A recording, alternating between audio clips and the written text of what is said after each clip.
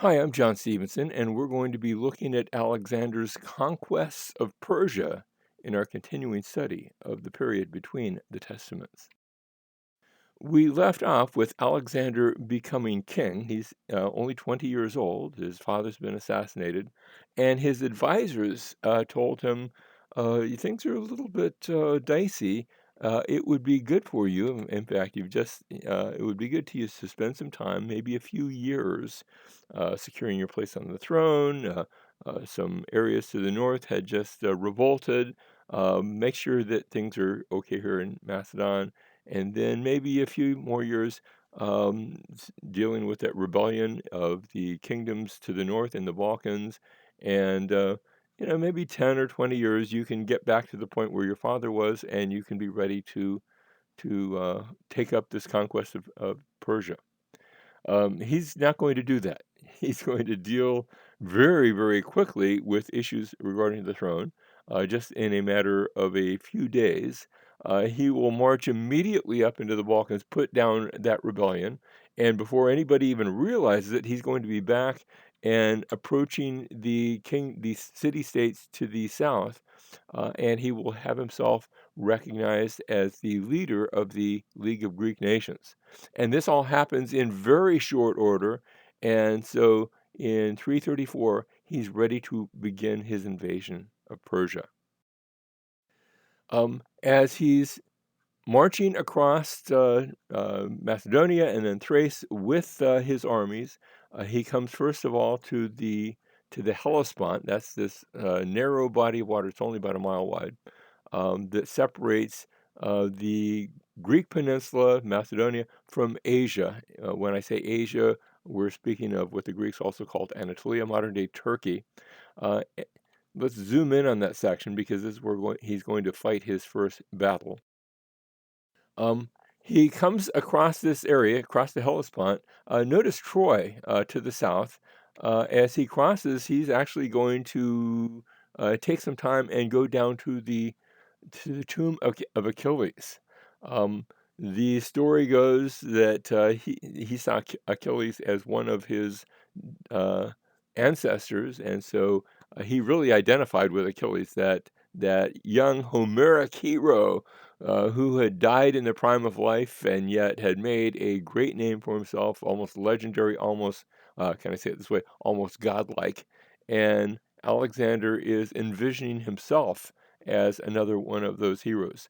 But the Persians had gathered at the Granicus River, so he goes to meet them, and he gets there, and they are lined up behind the Granicus, using that as a buffer, as a um, almost like a miniature fortress along that river. It's a river that's not all that deep. You can wade across it. The water might be um, up to your waist, but it has a steep bank, and so his army. And remember, we're dealing. There's the Persians that are lined up.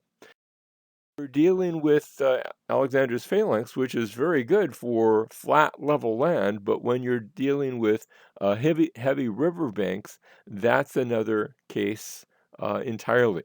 And so Alexander responds by actually having some of his lighter infantry lead the initial attack, going up that bank to face the Persian army. Um, and they get up and engage, and he's already instructed them to do this. I don't think this is by chance, where they make an initial engagement, but they are pushed back. They're allowing themselves to be pushed back. And remember, it's much easier to go forward than to go backwards. When you go backwards, it's hard to see which way you're going, and the lines start to scatter a little bit, and it looks like his attack is failing, and the Persians now press their advantage. They come pressing down toward the Greeks, and it's at this point that Alexander makes a charge against the Persian flank as they are coming down into the river with his cavalry, just attacking up the river itself and throwing the Persians into confusion. And now his phalanx is able to move forward and push the Persians back, and the battle is going to be won. There were a number of Greek mercenaries. They had actually been in reserve, and now they are engaged. And Alexander quickly surrounds them, this whole contingent of Greek mercenaries, so that when they ask for terms, they're ready to surrender, and the terms are refused, and they are taken. Those that survive, and a great number are killed, and those survivors are going to be taken and hauled away as slaves to work in the mines. Um, and the message is being sent out. If you were a Greek, this isn't just Alexander doing a conquest. This is um, billed as the Greeks against the Persians. And if you're a Greek mercenary, you're actually a traitor working for the other side. So that's the way this is going to be understood. From the Granicus River, the Battle of the Granicus, and Alexander had won that handily. He now moves to the south, and every city that he comes to, the great majority of them just open their gates. And remember, these are Ionian cities, cities with a lot of Greek peoples living in them. He comes down now to the city, the port city of Miletus. Notice Ephesus is on the map, but Ephesus isn't a major port right now. It will be a couple of hundred years later. But he comes to Miletus, and he lays siege to it and captures it. He has his fleet that's following from the ocean. But then after this, the Athenian fleet, which he has had to pay, and frankly, Alexander doesn't have a lot of money at this point. He has loaned and borrowed to the hilt, mortgaged everything, and so the Athenian fleet is sent home after Miletus, but he continues now south to there's another port city, the city of Halicarnassus. And Halicarnassus has the interesting situation going on where Queen Ida, who had been queen under the Persians, but she's been driven away by her brother, and now she meets with Alexander, and I think they come to something of an agreement where he now captures the city and then restores her to being queen of the city. But wait a minute, we say, well, he's conquering for Greece. Yes, well, remember that her background is Ionian. And so he restores her, and she legally adopts Alexander so that she's going to reign in his name. And then when she dies, the city's going to revert. He's now not just king of Macedon, but he's also king of the city. From there, he's going to march across to coming eventually to the city of Gordian. Now, at Gordian, there was a wagon, sort of an ancient wheeled vehicle. Maybe it looked a bit like a chariot, not sure. But it was tied to the well with a very intricate knot, where all of the ends of the knot were found inside the knot itself, and you went to pull it apart, and you invariably ended up tightening it instead. And a legend had grown around. Legend had grown around that whoever could untie this knot would be king of Asia. And Alexander comes to it, and he looks at it a bit, and then after a minute or so, he takes out his sword and he hacks through it, and the knot is untied. So the Gordian solution, notice, is taking a very quick approach, a very cutting approach to what might be a very intricate problem. From Gordian, Alexander's going to continue down across Anatolia, down toward the ocean. He crosses the Cilician gates. Actually, they're very lightly guarded. Alexander possibly could have been halted right here if the Persians had been ready for him with a large force, but it's lightly guarded. He comes through into the area near the city of Tarsus, and then around the Gulf of Issus. Darius, the great king, Darius III, he's the king of Persia. He had not been at the Battle of Granicus, but now he has collected a huge army, and he is waiting in reserve to see which way Alexander goes. And as Alexander comes across the Gulf of Issus, Darius comes in behind him with his army. Now remember, Alexander does not have the Athenian fleet to supply him. So Darius has effectively just cut off his supply lines and trapped him to the south. Of course, Alexander doesn't see this as a trap. Darius has come with his army. He's brought his entourage. He's brought his wife. He is ready to meet this young upstart king. One story goes that he actually sends Alexander a ball and says, "Here, little boy, why don't you go back home and play?" And Alexander retorts, if you defeat me, then it will be said that all you defeated was a little boy. But if I defeat you, then it's going to be said that you were defeated at the hands of a young Macedonian boy. Now, I'm not sure if that part's true. That's not in the oldest records that we have. But Alexander turns now, and this is going to be the Battle of the Issus, where again Darius's forces, the Persians, have taken up a defensive position behind the Issus River. Again, it's not a real deep river. You don't have to swim across. You can wade across it at this point. Um, and this time, instead of doing the lightly armed, Alexander is going to send his phalanx, but in using those oblique lines that we talked about in a previous class. Um, and sure enough, they have some difficulty crossing the river. Remember their spears and their shields, and that's a very heavy spear, 18-foot spear, as they come across the river. But they are in excellent formation and they engage, and the battle is undertaken. And Alexander waits until he sees that invariable loosening or opening in the line, and then he charges across. If you go to modern day Naples in Italy, this was actually found at the ruins of Pompeii. There's a delightful mosaic. It was originally on the floor of someone's home that depicts this particular battle as Alexander he waits for exactly the right time, and then he charges across straight for the chariot of Darius. And you can see Alexander on the left, and the Persians in a state of confusion, and Darius sees him coming. Um, and Darius, rather than allow himself to be captured, which would end the entire war, he hops in a chariot and he rides away and leaves the battlefield. Now, it was a very close battle because even though Alexander caused Darius to run away, the other wing was held by Alexander's aged general Parmenio, who was things were going a little bit close as to whether Parmenio and the troops on the left flank. Remember, the water was a little bit, I don't know if it was deeper there, but um, it was a bit close. And so rather than pursue Darius, Alexander needed to turn his forces and assist Parmenio and complete the rout of the Persians. And they did.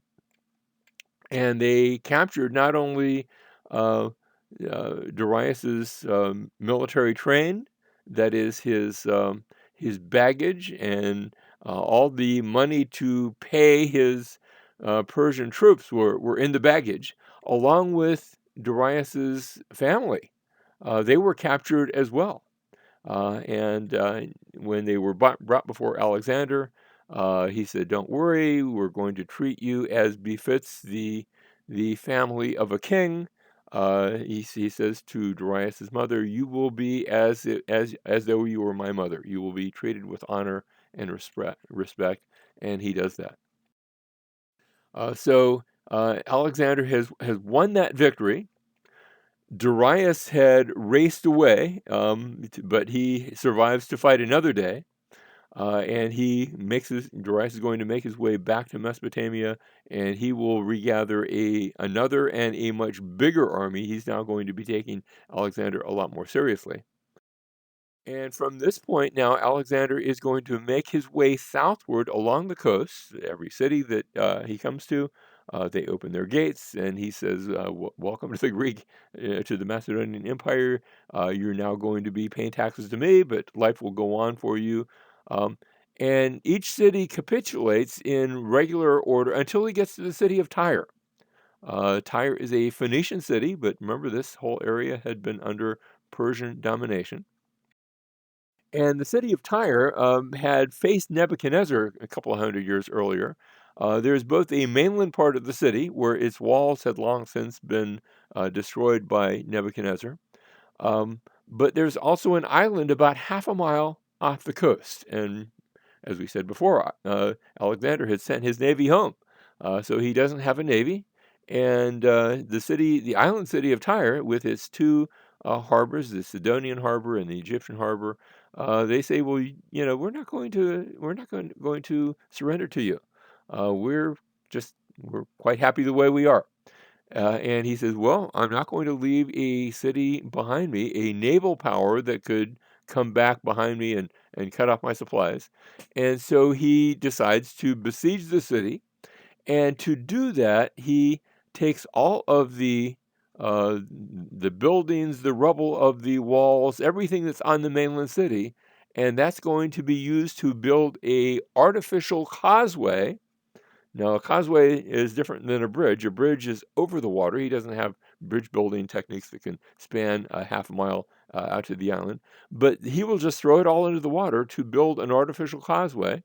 That is something that's actually on the ocean bed, all the way out to the city of Tyre and it's going to take him 6 months to do that. If you go there today, the causeway the sand has collected on either side of that causeway, and it has turned that whole area into a peninsula that juts out. There is no more island. It's now connected to the mainland by that sand. So that in the year 332 BC, starting from January and going all the way to July 29th, Tyre is finally taken. By this time, he has gathered some ships just from the local area, and not the Athenian fleet. And by conducting a land attack and in conjunction with these ships that he's gathered, after a 7-month siege, the city falls, and Tyre is captured, and its survivors are either slaughtered or sent into slavery. That's going to be Alexander's regular motif. If they surrender, then life can go on quite normally and easily. If they don't, then watch out, because he's going to take them into slavery. There's a prophecy in the Bible, in Ezekiel chapter 26, that speaks of Tyre. Ezekiel 26, beginning in verse 2, Son of man, because Tyre has said concerning Jerusalem. Now, this prophecy is given way back in the days of Nebuchadnezzar, way back in the 500s BC, a couple hundred years before Alexander. Aha, the gateway of the peoples is broken. It is open to me. I shall be filled now that she is laid waste. They're saying that against Jerusalem and against God's people down in Judah. Verse 3, Therefore, thus says the Lord God, Behold, I am against you, O Tyre, and I will bring up many nations against you, as the sea brings up its waves. So that, yes, Nebuchadnezzar had come up against Tyre. The Phoenicians had come up against Tyre and made it part of their empire. So many nations are mentioned there. So the prophecy says that many nations would come against Tyre. It goes on to say that her walls and towers would be broken down. The debris of the city would be removed. That's exactly what Alexander did. Debris doesn't usually get removed. It usually gets covered up. That Nebuchadnezzar would attack it, and again, he did. But then it goes on to say that the stones and timbers would be thrown into the water. Now, looking at that, you'd almost think, well, that was figurative language, but Alexander did this actually. This was literally fulfilled.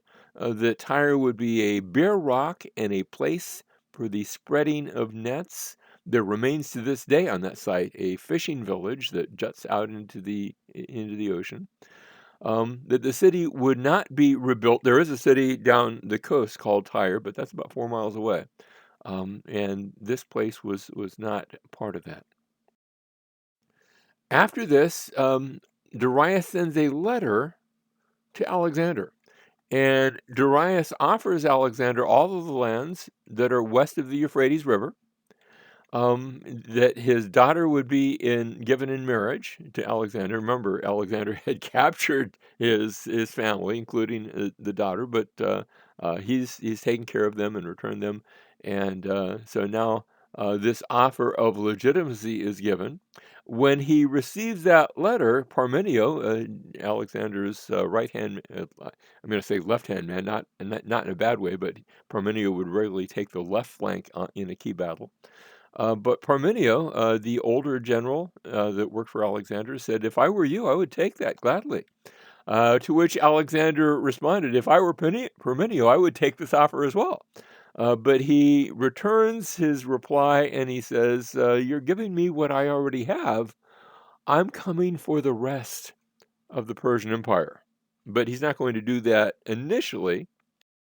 Initially, he's going to continue to the south, and the next city he has to besiege is the city of Gaza. You've heard of the Gaza Strip in the southern area, which is today Israel.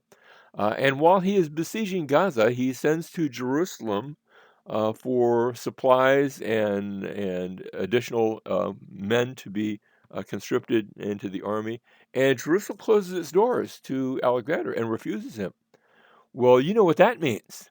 And so while the siege of Gaza is still underway, now one story has it, Josephus tells the story that Alexander himself comes to Jerusalem. I'm not sure if that's the case, but certainly we can believe that soldiers are come to Jerusalem getting ready to take that city as well, and the city would be taken into captivity, and because that's what happens if a city closes its doors to Alexander. And instead, Josephus tells a story about how the high priest went out with a number of other priests in a procession to meet Alexander with a copy of the book of Daniel, which by now, let me just say, had been written. Um, and uh, well, let me give you the words of Josephus. He says, "And when the book of Daniel was showed him, it was showed to Alexander, wherein Daniel declared that one of the Greeks should destroy the empire of the Persians, he supposed that himself was the person intended, and he was then glad." So he says, "You mean your ancient writings? The book of Daniel wasn't all that ancient, but your ancient writings talk about how a Greek is going to overcome Persia." And they say yes, and I think the intent was, and you're, we believe you're that person. And so Alexander is modified, and he agrees that Jerusalem can keep its independence, and they can continue with the worship of of the Lord, and Jerusalem is spared. And so a delightful story about how the Jews enter into this part of the story.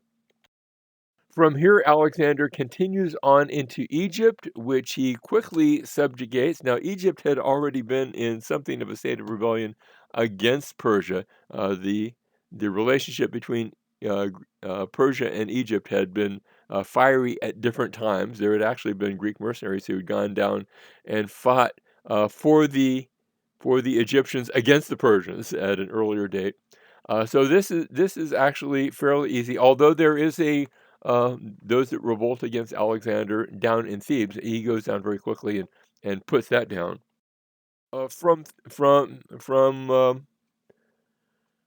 From Egypt, he's going to go not back toward Mesopotamia, but there is a location way out in the desert, the Siwa Oasis.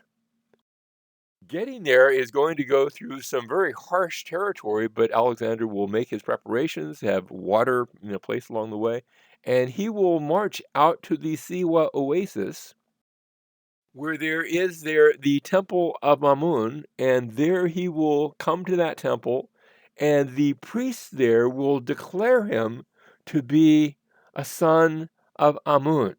Uh, and by doing so, Alexander is going to be recognized as the Pharaoh of Egypt. And so he comes back, and coming back, he's going to plant a city on the coast. Now, Egypt was always the area, notice you have that Nile Delta. Um, Egypt was always the area to the south of that Nile Delta.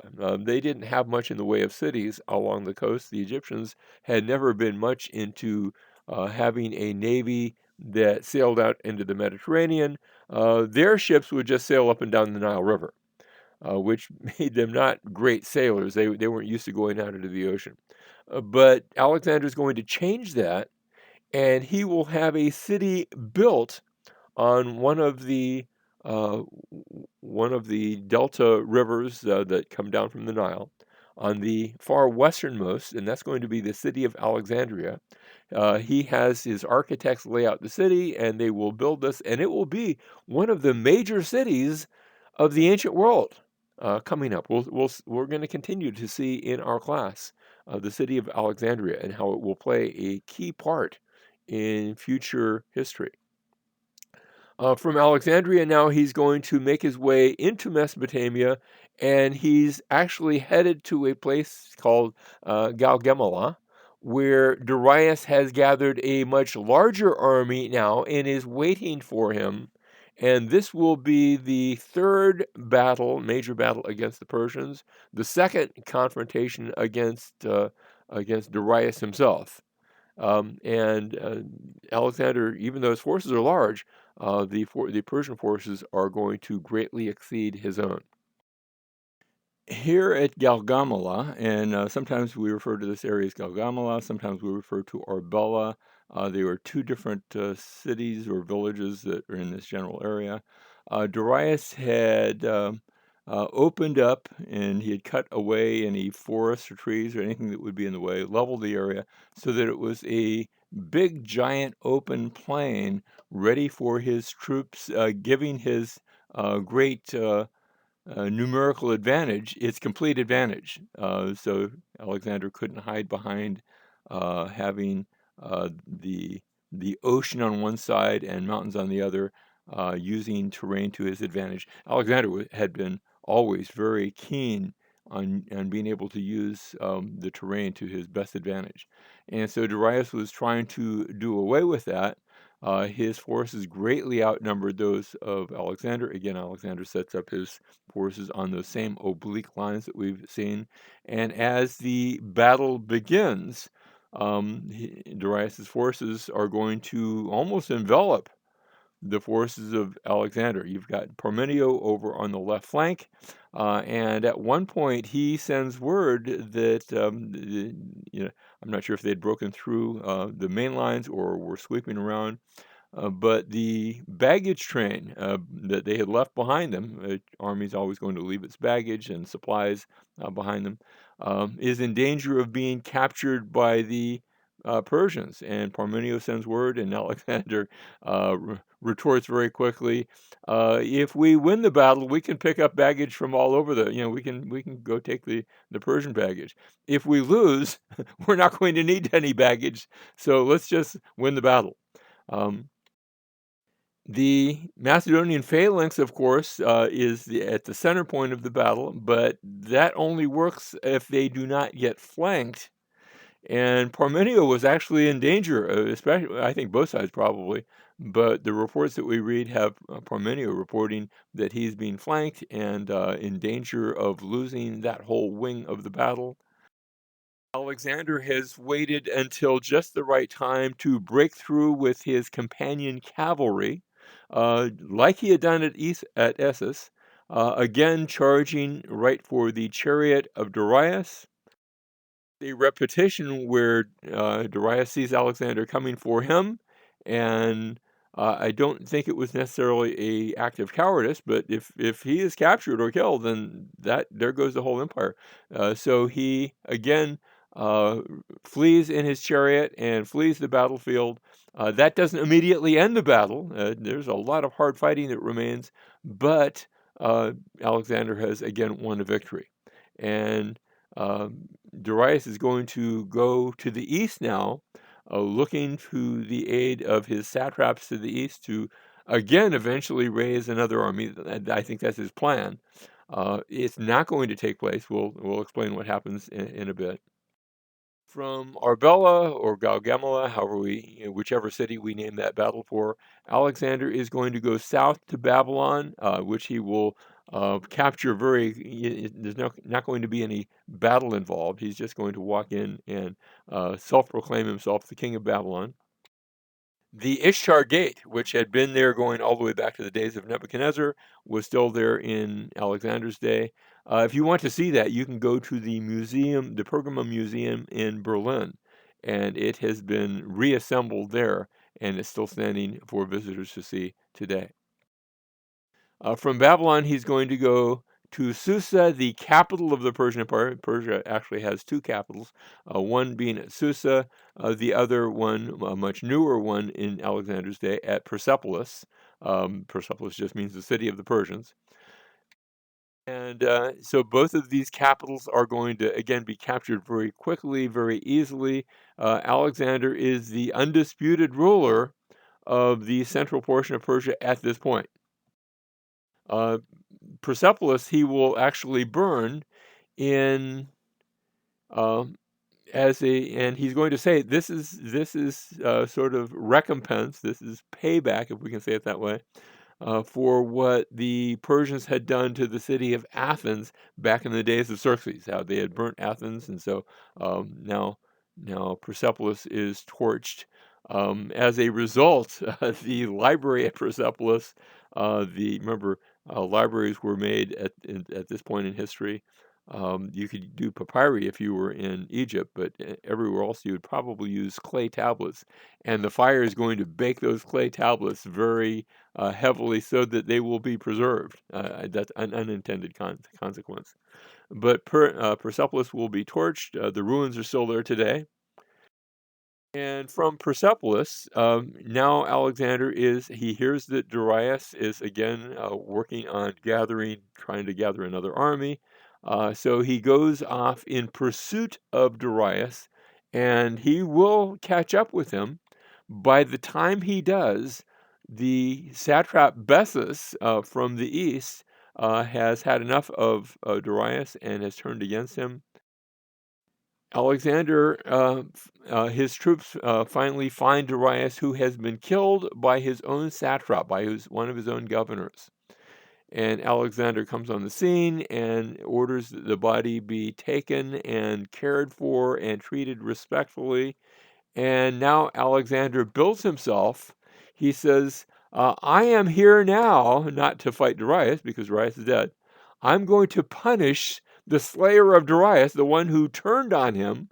I'm all about capturing Bessus, and we're going to capture him and put him to death, cut out his eyes and ears and tongues, and just things like that, uh, in retribution for what he did to his king.